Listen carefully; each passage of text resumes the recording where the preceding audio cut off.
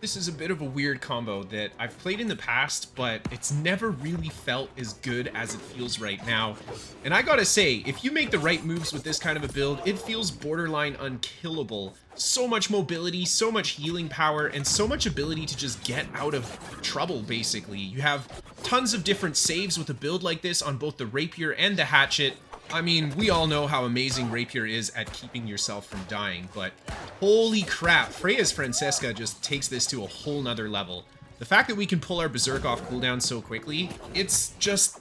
Berserk is crazy good. I mean, it breaks you out of stuns, it gives you 20% damage, 20% movement speed, and immunity to stagger. That's just crazy. I don't know how to put it any other way. So let's get into that PvP commentary. Of course, there is a breakdown of this build at the end of the video, and I'm getting in the habit of providing a written guide for every single new build that I play. So you guys can find a link to that down below if you're interested in that.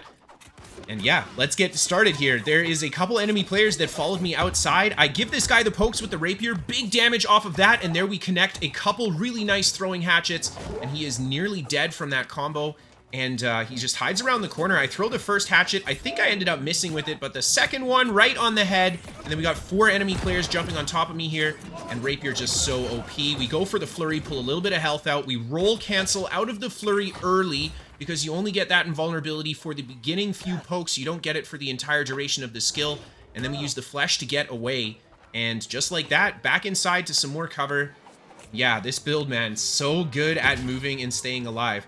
Now, I think you could honestly play this guy in medium and even heavy armor, and you would still be very hard to kill, but the playstyle, I think, pairs best with light armor. Just that mobility, and then mixed with all of the escapes, it's just hard to pin this build down. I feel like this is one of the most difficult to pin down builds that I've ever played, and you guys know I love that playstyle. And there's a nice little flash to finish off the lower health player there. The friendly player coming in, doing his best, but unfortunately he gets taken down by the bruiser. And now we've got a healer here as well, so I just come back up the staircase. I land a couple hatchets on this guy here. He ends up going back down the stairs, and he's not gonna try to stick that combo out there. So I just start throwing axes at the healer, and Bruiser's just sitting down there waiting. I know if we're not sitting at ground level, kind of, the axes are super hard to hit, so I jump down, start getting some damage with my Rapier on this guy. He throws down the immobilize there, but I'm able to get out of it super quickly just by swapping weapons to kind of clear it up. Then I come back up around the corner. I chug that cleanse potion because we see the fire staff guys coming, and yeah, he's... Oh man, we get good damage on this guy, but he ends up rolling off the edge. I'm just gonna chug my potions again. There we see the Flamethrower. Oh, I absolutely love fighting Flamethrower with this build. We can just tear it apart. And this guy just kind of being shy. We're getting good hatchet chucks on him. They're not all landing, but that's the beauty of the Francisca, you know? We've got a 5-second cooldown on that cooldown reduction from it. There's a couple nice throws into the flesh. We take him down, and this is exactly what I'm talking about. Flamethrower guy trades with me for a little bit. I just kind of back up, chug my potions, and as soon as we have that cleanse pot on cooldown, we are going to be able to jump on top of him. And yeah, Flamethrower just hits like a noodle when you have cleanse pots. A lot of people running the Burninator still, and the cleanse pot just completely shuts that down. And this guy ends up blowing his stamina. Huge mistake. We just bring him down super quickly with the Rapier. And now we've got Ice Gauntlet and Void Gauntlet. This is a tough build for my kind of build to fight against, because we like to get up close and personal, and this build is good at keeping people away. So you can see here, he even has the pushback on the Ice Gauntlet there, and Flurry can just walk through that because we have invulnerability. It won't push us back.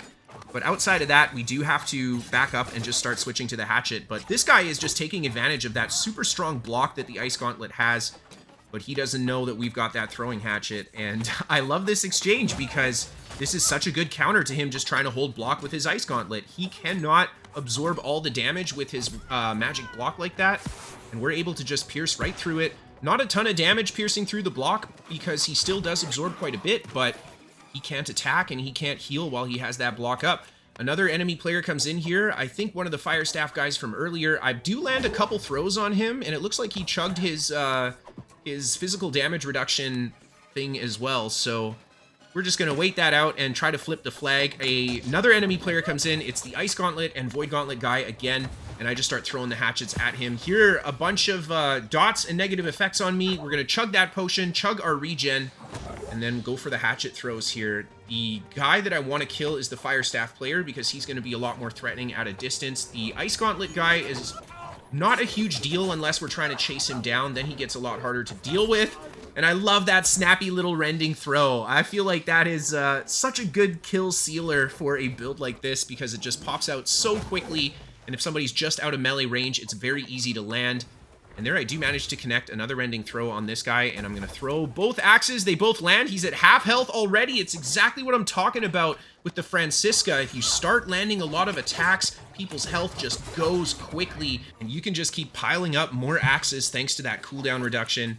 And again, this guy is fighting at a distance, and he's trying to hold that block, but this is cool. I like this a lot because I feel like this is a combo that a lot of my builds I like to play have trouble getting through when they have that strong block like that. But here he realizes that he can't just stand there and hold block, and he drops it. We go on top of him with the Rapier. Down he goes. Moving on to the next bit. This is all just one big OPR clip. Yeah, I love doing kind of commentaries like this because you get to see not just the kills and stuff like that, but you get to see what the build looks like in action. And I think that's important, you know, if people are looking at a build that they want to try out, you got to see how the build functions when it's attacking, when it's defending, everything. And in these kind of clips, you just really get to see that movement. The sword and board flail player, he cannot stay on top of us. We're just too mobile. We managed to lure both of the squishier players up here. The musket guy's shooting at me there. I chugged the potion, and we'll see who chases me around this corner. It looks like 4 players in total. One of them is outside, though. And there we go. He goes for the flamethrower. I get behind him. Huge damage. And I keep hucking the axes at him. Unfortunately, I find that the door here has been put up, so I use my ultimate. Again, I'm still running that Purifying Heart on my ring, and I absolutely love it. I feel like this build has so many counters to dots and negative effects, and it's not just stuff like damage over time. You can remove the snares, you can remove immobilizes with it. I think that makes a really big difference, but I know that Stoneform already has a pretty good amount of condition removal when it comes to any kind of CC. Either way, one of the lower health targets follows me around the corner, and we just feed him the hatchet. He ends up going down, and again, we're able to survive thanks to the tricks of the Rapier. Oh my god. Just changing directions, moving through the group as best as possible, and then as we work towards them here, we gotta go for that weave. The bear gets in my way, though, and that's okay. We can just throw the hatchet at him. Big cooldown reduction as long as we land any of our hatchet attacks, so the bear is at least an easy target to hit. I try to throw some hatchets at the archer there. I only land the last one, I think. And it looks like these guys are just trying to surround me on all sides here. I get some nice hatchet damage into that other guy there. This guy comes around the corner. He pops his flurry. I pop my flurry to get a bit of health off the bear. I get staggered right before I can flesh out of there. But I do manage to pop the berserk in time. And yeah, this one here, I think, you know, we went down because we made a big mistake.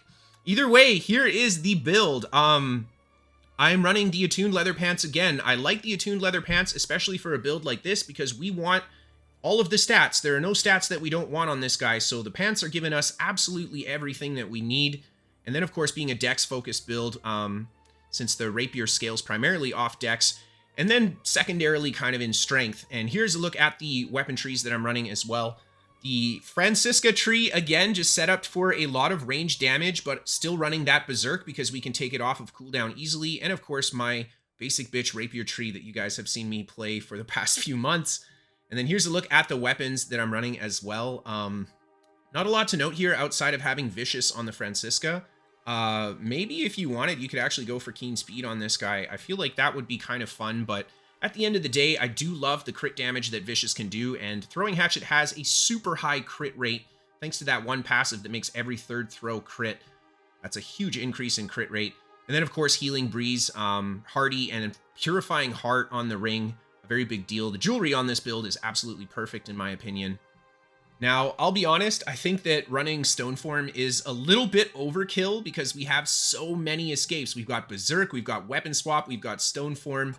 Yeah, you play this one right, people are going to have a hell of a time trying to stop you. And, well, I've got one last little clip from the OPR match. Again, just a really fun game. Managed to get a pretty decent score on it, too, but I gotta say, the survivability is really the highlight of this build for me. The damage is still awesome too, which is really fun because this is kind of a weird weapon combo to put together damage-wise. Thank you guys so much for watching. Again, if you want to check out that written guide, there's a link to it down below. If you have an awesome clip you want to see in the New World Top 5, you can send that to Kristofer at pvpnewworld.com. I think we have enough for the next episode already, so look forward to that soon. And then, of course, I'm streaming again, and I'll be streaming each day of this week. So if you guys want to come and hang out for a little bit, I'll at least be on for a couple hours, so I hope to see you there. As always, I hope you guys enjoyed the gameplay and the build, and I hope to see you next time. Have a good one, everybody.